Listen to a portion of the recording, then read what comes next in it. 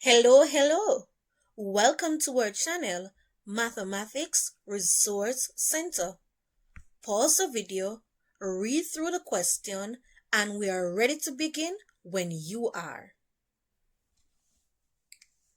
The area of a rectangle is 53.6 centimeters square.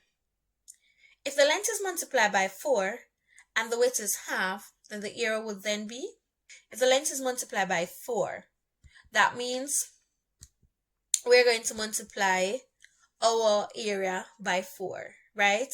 If you have, say for instance, a rectangle and width is 2 and the length is, say for instance, 3, right? So that would be 6. And if you go ahead and multiply the length by 4, right? This is going to be 3 times 4, which is 12, times 2, which is 24. So in total, this would be 24. But what we can do as well is that, given that we already multiplied 2 times 3, we can just say 6 times 4, because all we're doing is continue the same multiplication process, which gives us the same 24.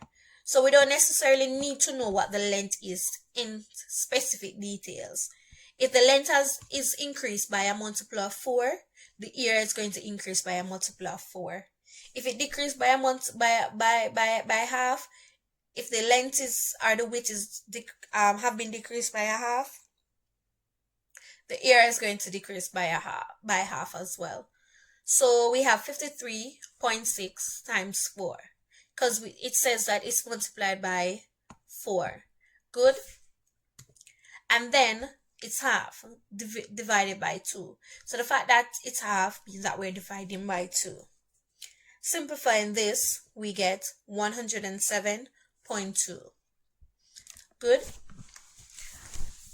Which therefore means our answer is C.